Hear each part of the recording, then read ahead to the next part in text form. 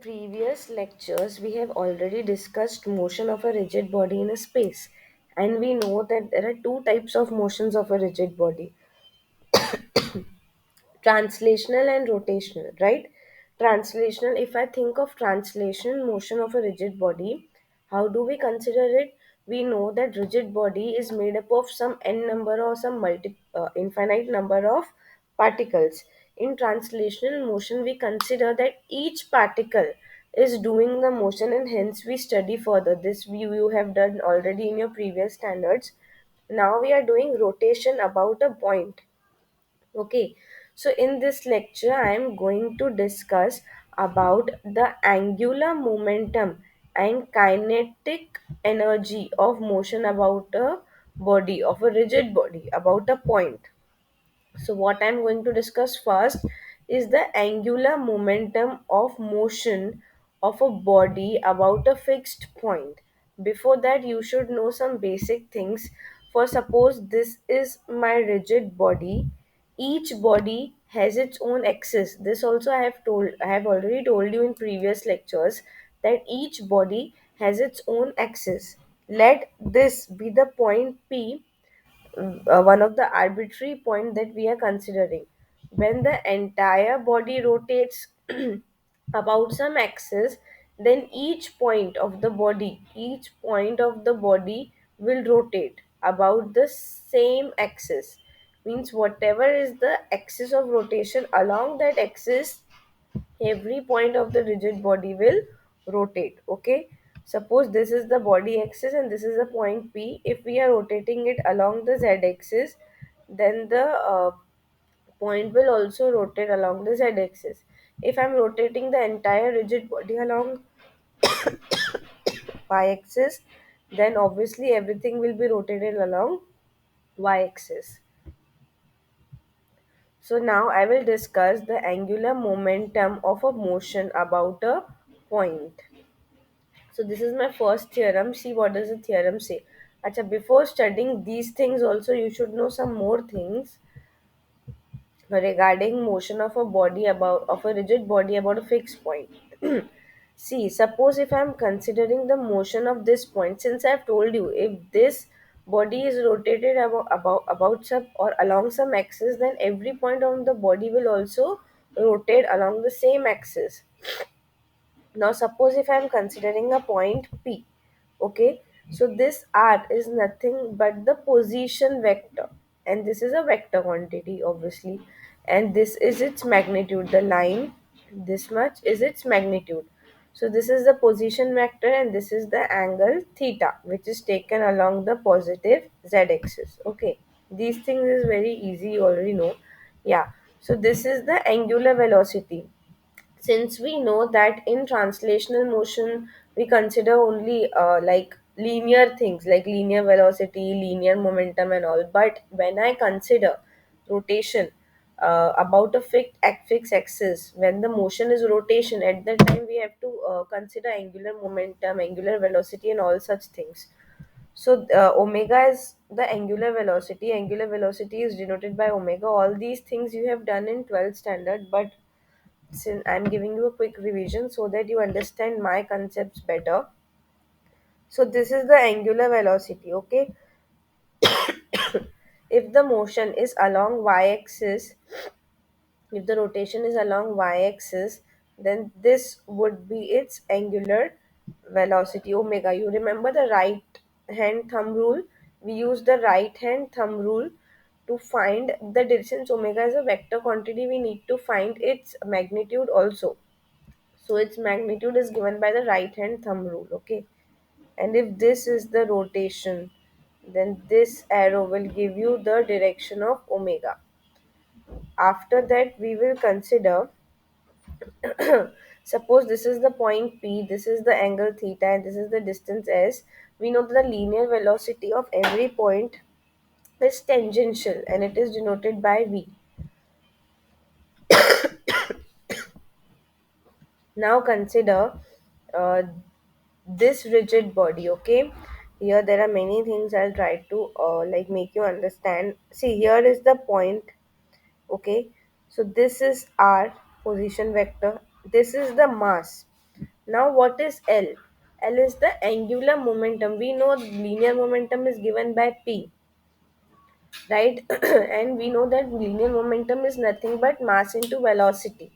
So here this L is the angular momentum, and these are its like vector quantity. So this is the first coordinate, second coordinate, and the third.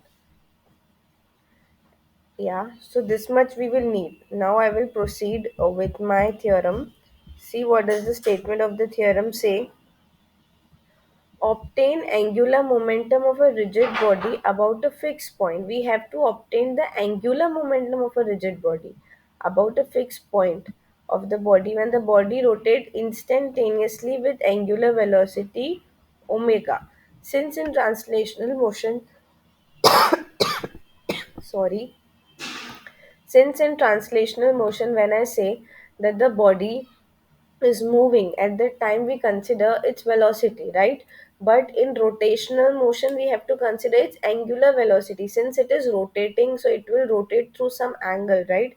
So here we consider its angular velocity, and its angular velocity is denoted by omega. And we should know the relation between the linear velocity, angular velocity. So see, equation 1 tells you the relation between the linear velocity vi, angular velocity, and ri is nothing but the position vector.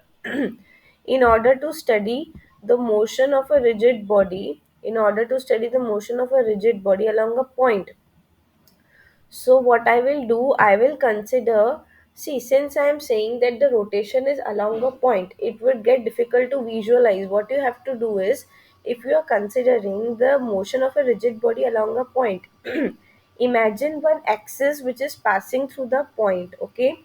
Now imagine that the body is rotated along that axis which you have considered passing through the point. Only in this way you will get to understand what I'm saying. So when I say that the body is rotating about a fixed point, all I'm considering is one axis which is passing through the point P. Now you can imagine the body rotating along that axis that we have already done previously. Okay, so now we will consider the rotation about an axis which is passing through that point. Now suppose this is the point and this arrow gives you the axis of rotation. This is because we are seeing that this axis is passing through the point, whatever the point we are considering regarding its rotation. Now I will consider that the body is rotated along this line, and this is the point. So you can see these dotted lines. This will tell you the motion of rotation since it is along this line, and this p is some this p is some like particle of the body. Okay, because I know when I consider the rotation of the entire rigid body, what I will do, I know that every point of the rigid body will rotate likewise to the rigid body. Okay, so basically now what I'm doing is I'm considering the motion of a rigid body along a point, that is along this axis. Now, since my rigid body is rotating, every point in the rigid body will rotate. Now, this pi is some arbitrary point. Even this point will also rotate. Am I clear? Now, since it is rotating, it will make some angle here, theta. See this angle theta. So if this will rotate, this angle theta will give you the angle through which it is rotating. Okay. So now I know that the velocity, like during the rotational motion, the point will also do some translational motions. So the linear velocity, all I'm not translation motion, all I'm saying is there would be linear velocity also and angular velocity. You know the position vector, na? Position vector r is calculated like the distance from the origin to the point. Omega is the angular velocity and vi is the linear velocity.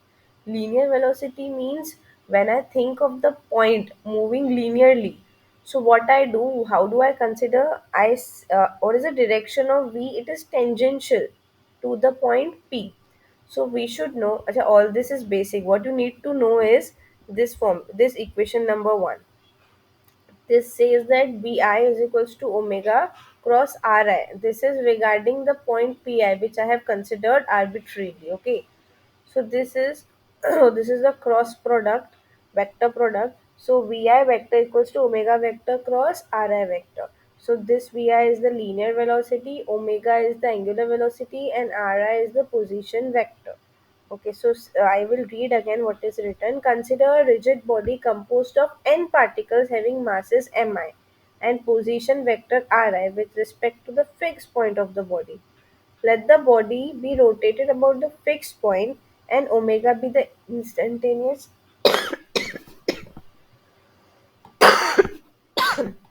Sorry, guys, I'm not well actually.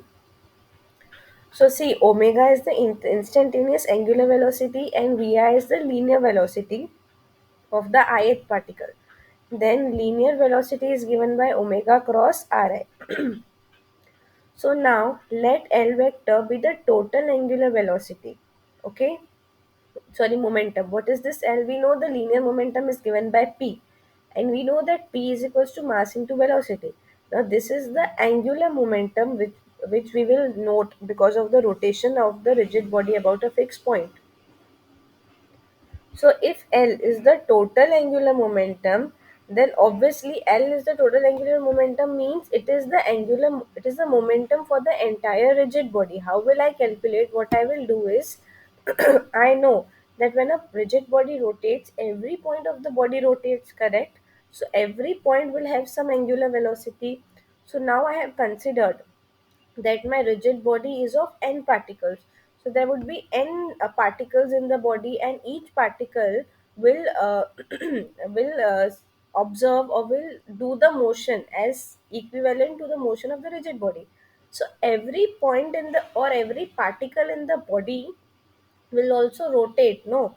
So every point in the body will have some angular velocity. What I'll do is I'll calculate all the angular velocities of all the n particles and I'll sum up, that is I will add. In that way I will get the total angular velocity. So I know that the total angular velocity can be calculated by adding up all the angular velocities of all the n particles of a rigid body and let L vector is the total angular velocity. Now my aim is to calculate this L vector. Okay, my aim is to calculate this total angular momentum. See what is the question? Obtain the angular momentum of a rigid body. So next page, since I've told you already that L vector is a total angular velocity, and how will I obtain it? I know that my rigid body has n particles, right? So I will consider angular momentum of every particle and I will sum up. So what would be the total angular velocity? Summation I from 1 to n Li vector. Where L1 vector would be the angular momentum of the first particle and so on. Now I know that L1 vector or the angular momentum is actually the cross product of the linear momentum and the position vector. Okay, here we have seen what is angular momentum. Angular momentum is nothing but the cross product of the position vector and the momentum vector, right? So here summation would be there, and this is the formula for the angular momentum. Now this is very easy. You already know that linear momentum is given by mass into velocity. So mass is the scalar quantity and velocity is a vector quantity. So pi vector would be equal to mi vi vector. So I will replace pi vector with mi vi vector over here. Now since mass is a scalar quantity, it will come out of the bracket Ri and Vi vector are vector quantities. So we'll do the vector product, that is a cross product. Again I have already seen in equation 1 that Vi, that is a linear velocity, is the cross product of angular velocity and the position vector. So now I will replace Vi with this. So finally I will like come up over here. Okay, so now this is the triple cross product, and we know that the triple cross product is given by C. A vector cross B cross C vector can be solved as A. This is the dot product, okay, and this is the cross product. This can be solved like this. This can be solved like this. A dot C dot B minus A dot B dot C. So this you have done in your 12th standard. I know we have lost the link of physics, but mechanics is all about physics, and you need the basics of 12th standard and also the classical mechanics that you have already done in BSc. So all that is basic. When you read that, then you will get the concepts like clearly. But still, I try. I know we most of us forget what we have. We remember mathematics, but most of us forget physics of 12th standard. That's why I'm keeping on like making you or giving you a quick revision so that what I'm teaching goes into your head. So yeah, I have reached here. So here there is the triple cross product, and this is the formula of the triple cross product. So this formula I will use, and I will come here. See, Ri vector into Ri vector, Ri vector dot omega vector minus Ri vector dot omega vector dot Ri vector. So I have reached here. I know that a vector dot a vector gives you a square. Okay, it will become a square. So here Ri square. Now this would be a scalar quantity. This because this will be the square of the magnitude of Ri vector. We know that, right? So this is the omega vector. Here I have already reached. Now what I will do is since all these quantities are the vector quantity, I will name Ri vector as xi. These I, J, K are the like unit vectors. So Ri vector would be represented as this, omega vector would be represented as this, and angular momentum vector would be represented as this. Okay, this is easy. I have just written in the like unit vector form or the coordinate form of these vectors. Now I will replace all these quantities by these quantities, and I will get the next equation I have come up here. So here what I will do is I will multiply everything, and since I need to find the value of Lx, Ly and Lz, I will equate the coefficients of I bar, J bar and Z bar. So after equating all the coefficients, I will get the value of Lx, Ly and Lz. So the value of Lx is given by this, the value of Ly is given by this, and the value of Lz is given by this. We will write the components of angular momentum. Now we have got the value of Lx, Ly and Lz. Lx, Ly and Lz are given like this. One moment.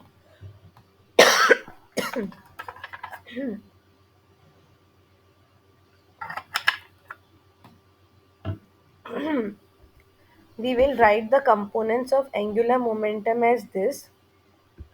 See, Lx is given by Ixs. What I'll do is the coefficient of omega x, I will denote it by Ixx, and the coefficients of omega y, I will denote it as Ixy, and omega z as Ixz.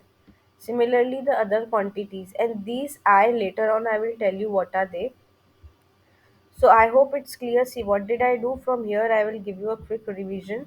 I equated the I bar, J bar and K bar coefficients of I bar, J bar and K bar. I got the value of Lx, Ly and Lz, which are my angular momentum. Now what I did, omega x I had.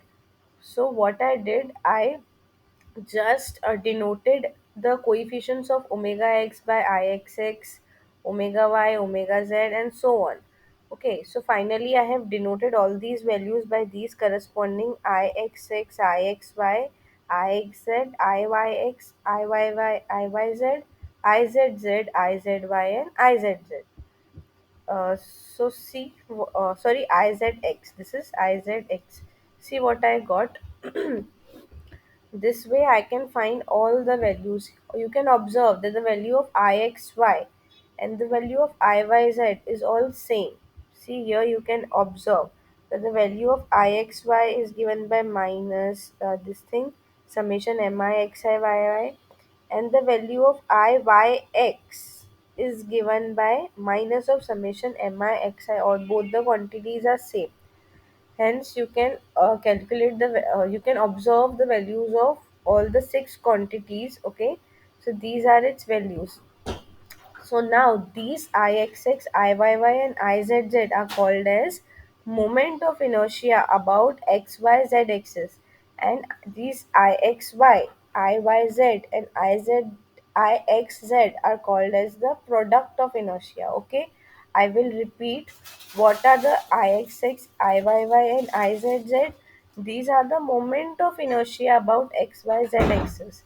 And what is this Ixy, Iyz, and Izx? These are the product of inertia. Am I clear? So in this way, I will get to this equation. Hence, this is the vector quantity. These are the vector representations. So I know that L vector is equals to I omega vector. What is this I? This I is called as the moment of inertia, okay, or the moment of inertia tensor. Basically, this is called as the moment of inertia tensor. Now I have already told you that the value of Ixy is equals to Iyx, the value of Ixz is equals to value of Izx, and the value of Izy is equals to Yz. If I consider this matrix, so this matrix will become symmetric. I hope you know the definition of symmetric matrix. So this matrix will become symmetric. Okay. So next we'll see. Yeah. So here some concepts are written which are really interesting. See, you should know what is the principal axis of a rigid body. Okay, in order to know a principal axis, there would be many axes of a rigid body, but matlab, there is one body axis, but through a point you can find out like different type of axis of rotations. But which axis is the principal axis of the body? In the axis when the such an axis is said to be principal axis when in this matrix. Suppose in this matrix, if the product of inertia tensor vanishes, what? The product of inertia tensor vanishes. What is the product of inertia? What is the product of inertia? See, I told you Ixy in this matrix, Ixy, Izx, all the of like if I not consider the diagonal element, there is a non-diagonal elements are nothing but the product of inertia tensor. So if the product of inertia tensors are all zero, that is the value of Ixy, Iyx in all these quantities, if these values are zero for such an axis, which gives us the non-diagonal elements of this matrix as zero, there is a non-diagonal element of this matrix vanishes, then such an axis is called as a principal axis. This is really important. Such an axis is called as a principal axis. Okay, one thing, and the second thing I've already told you that this matrix is nothing but the symmetric matrix, hence it has only six components. You have to find the six unknown quantities because Ixy and Yz are same. So I will have to find these three diagonal quantities and Ixy only the three quantities because the remaining like two quantities are equal, so I will have to find only the six unknowns. So this that means it has six independent coordinates, oh sorry, components. This I have already told you. Now you also know that the moment of inertia depends only upon the masses, since here we have only masses. Xi y are the position coordinates, like this you already depends upon the position, but it consists of only the masses. So this is the second point which is important for your MCQ exam, that the moment of inertia tensor depends only on the mass distribution of the body. Okay. Now the diagonal elements are called as the moment of inertia of the body about the given point and the given set of body axes. The off diagonal elements are called as the product of inertia of the body about a given body axis and a given point. Okay. Note that it is always possible to find a set of axes with respect to which all products of inertia tensor, as I've already told you, the axis for which product of inertia tensor vanishes is called as the principal axis. Now see the next. Now this is also really easy. This is the kinetic energy of a rigid body with one point fix. In this, this is also easy if you think of it. See, what is it? Kinetic energy of a rigid body with one point fixed. So what you have to do is, in this I will find the kinetic energy of a rigid body. This I can do it in this lecture also, but it would get tedious for you also to understand things. This is easy, I can complete. See, what is it written? I have to find the kinetic energy. I know that the kinetic energy of, in basic, you know that kinetic energy is given by half mv square. Now I am finding the kinetic energy of a rigid body rotating about a fixed point of the body. Okay, so in this, as I have done in the previous example also, what I did, how did I calculate the total angular momentum? I calculated angular momentum of every point of every particle in the body. In the same way, I will calculate the total energy, total kinetic energy. One moment.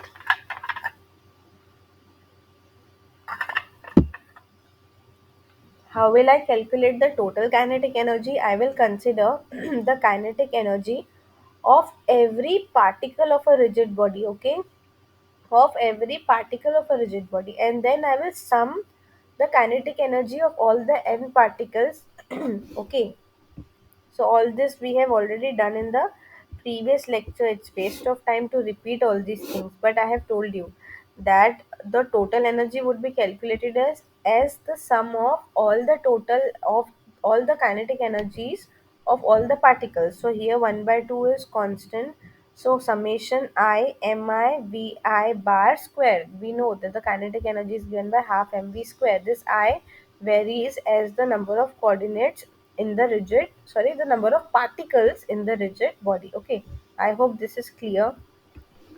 Now see, half mv square, but here it is the vector product. So vi cross vi. Okay, now we know that vi dot vi is given by omega I ri. Okay, now we know that it is commutative, so omega I will replace with ri bar. So omega dot ri bar cross vi bar. Now I will take this omega outside and mi inside. So ri vector cross mi vi. Now this is nothing but the mv linear momentum. So this is the linear momentum. This omega is the angular velocity. What is Ri cross Pi? This is nothing but the angular momentum. Position vector cross linear momentum will give you the angular momentum. So kinetic energy would be half omega bar L bar, where omega bar is the angular velocity and L bar is the omega bar is the angular momentum and L bar is the angular sorry omega bar is the angular velocity and L bar is the angular momentum. Okay, sorry, flip of tongue. So this equation 2 gives you the total kinetic energy. Okay, now again I will write it in the form of coordinates: omega x, omega y, omega z. Now this is the dot product: omega x into lx plus omega y into ly plus omega z into lz. Here I have reached. Now what I'll do, I'll substitute the value of lx, ly, lz that I have obtained in the previous theorem, and I will reach here. Okay, now I will multiply everything and this will give you the kinetic energy. This theorem is really easy. Now what they are doing is, in this note, if the body rotates about z-axis with angular velocity omega, obviously if you are considering the rotation along z-axis, z coordinates will not change and angular velocity will be there only for omega, like this above, along the z-axis there is only the z coordinate of omega would be there. Omega z equals to omega, other would be 0. So here I will replace omega z by omega and all other quantities are 0. So only this term would be there because all these terms will get 0 using this equation. So half I omega square. So this will give you the kinetic energy in such a case. Okay. All the other theorems I will see in the next lecture. I hope I am clear. Everything is clear in this lecture.